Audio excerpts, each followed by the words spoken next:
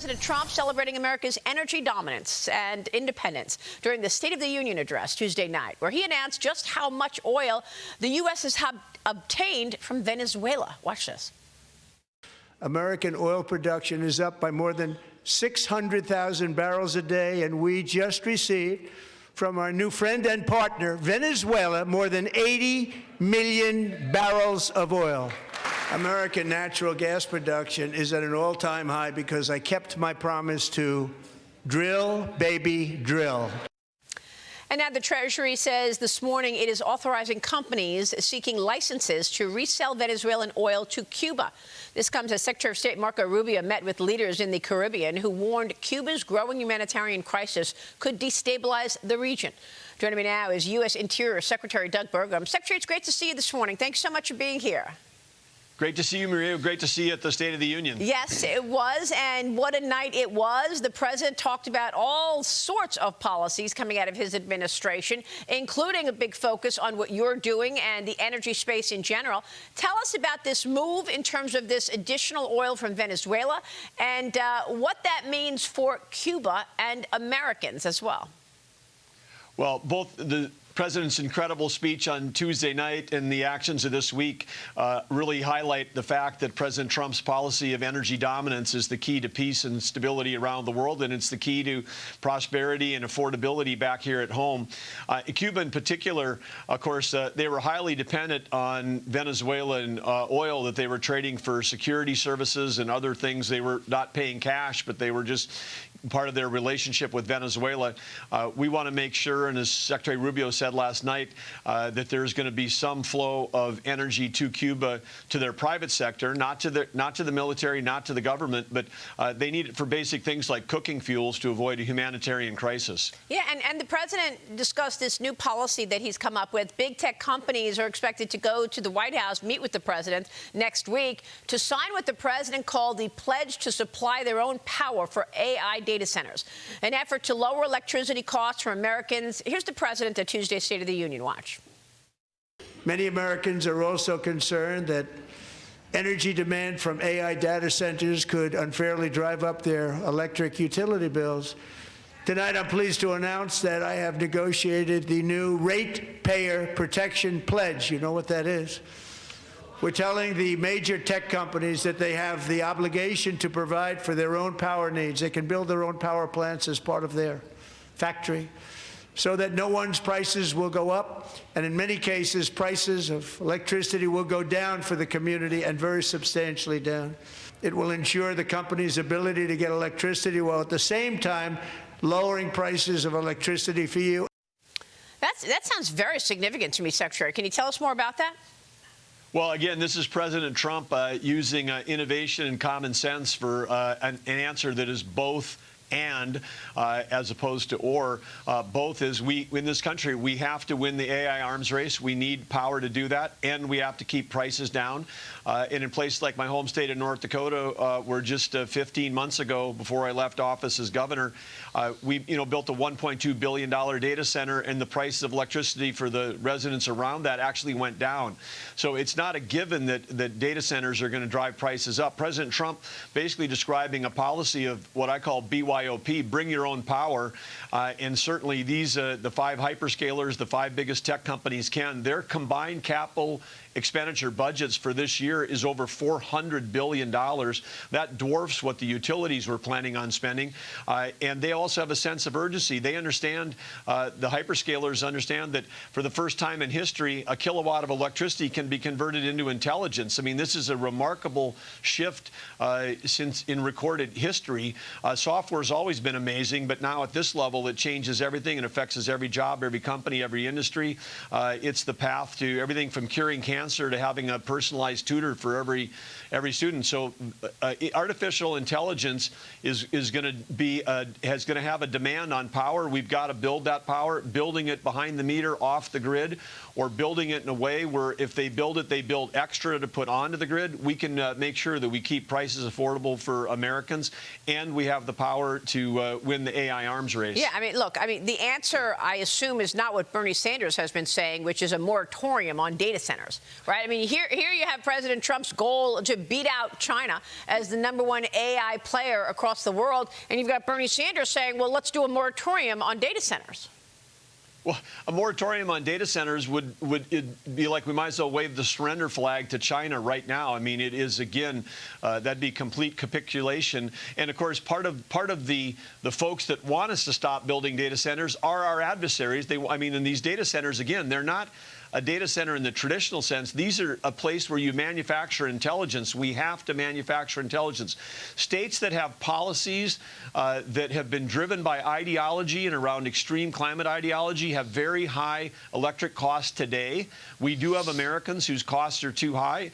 And it's provable that in many cases that has nothing to do with data centers that haven't even been built yet. It has to do with the policy of pursuing, unreliable, intermittent, foreign-sourced energy that was highly subsidized through tax incentives like wind and solar versus reliable, affordable, secure U.S. energy.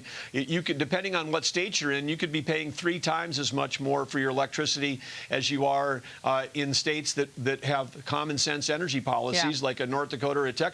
So that the flow of capital is going to go to where the low electricity prices is. This is the big shift in how this next industrial revolution driven by AI is. Capital is going to flow to where the low electricity prices are.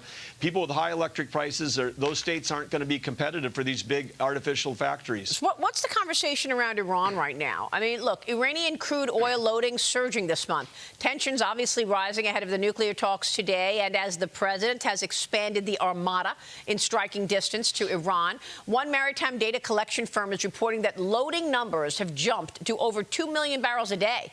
That's 50% higher than where we were just the prior 3-month average. Iran and Russia coordinating on lowering oil prices for China, apparently, due to an oil backup in Asian waters, with fears growing of an attack from the U.S.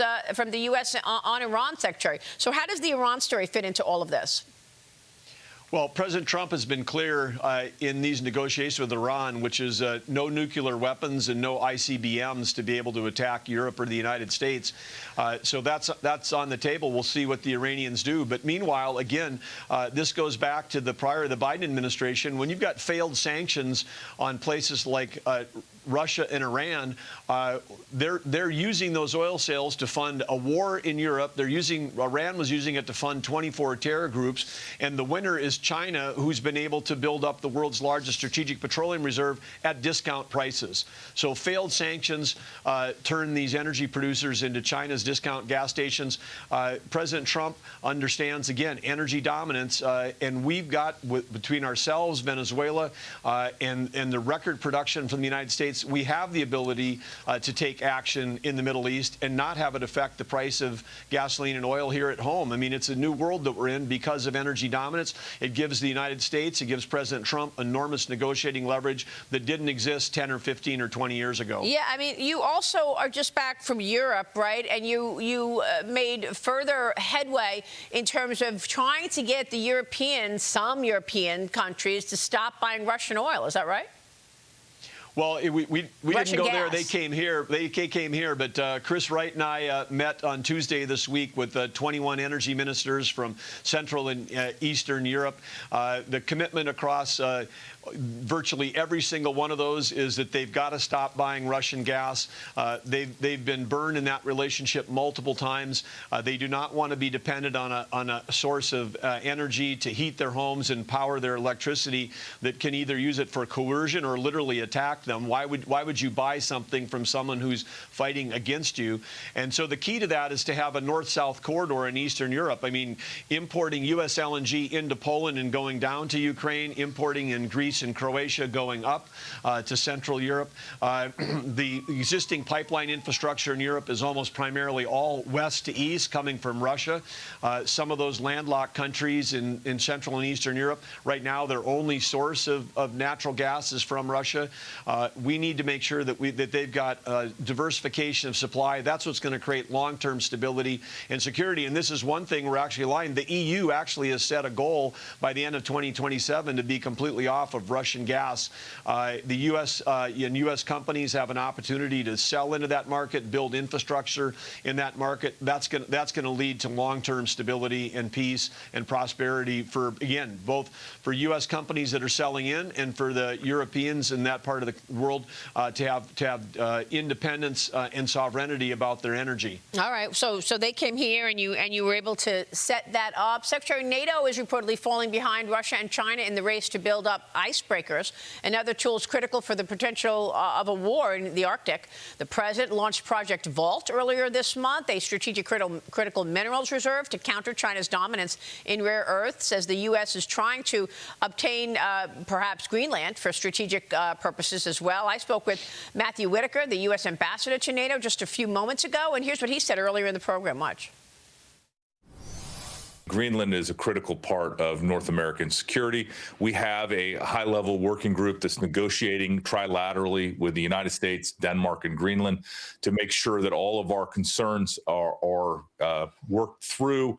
We also have announced a Arctic Sentry here at NATO, which is the Supreme Allied Commander Europe is cohering all of the capabilities. But there are things like icebreakers, submarine hunting airplanes, deep water sensors that we got to make sure not only do we know what everybody has and is bringing, but make sure that if we have gaps and we have capability challenges, that we can address those in the near term. China and Russia are active in the region. China is ambitious in that region, and we need to make sure that we're matching that, protecting our interests, protecting the alliance's interests. Secretary, what else can you tell us about that? Well, Ambassador Whitaker has it right. This is a strategic importance. Think of it as a bookend, Alaska on one end and Greenland on the other, really providing the shield, if you will, to protect North America and the United States. Absolutely critical. And of course, there is more activity up there, both Russia and China active in the Arctic. And we need to make sure that the U.S. is, if we're going to carry on as they call it, the Donroe Doctrine, North and South America, free from these interests of our adversaries, Greenland is key. Some people have described Greenland as, one big piece of ice. It is 2.5 times the size of Alaska, and Alaska is the size of California plus Arizona plus New Mexico plus Texas. Wow. And so the 80% of Greenland that it does have ice, the 20% that doesn't in Greenland is the size of California. Size of California with 50,000 people living there. There's such an opportunity for the Greenlanders, such an opportunity for North America and the United States in a partnership. Just like, again, when we bought Alaska, there was hardly anybody living in Alaska. When the United States bought Alaska, now 800,000 people and a major contributor to defense and a major contributor to U.S. energy. We'd be in a tough spot in the Pacific without Alaska. It was brilliant when that expansion was made for the United States. In the negotiations with Greenland, again, strong partnership there. Great for security and great for Americans and great for security around critical minerals for our country. Yeah, very, very important points. You're doing so much, Secretary. President Trump's National Energy Dominance Council set to host the inaugural Indo-Pacific Energy Security Ministerial and Business Forum in Tokyo next month.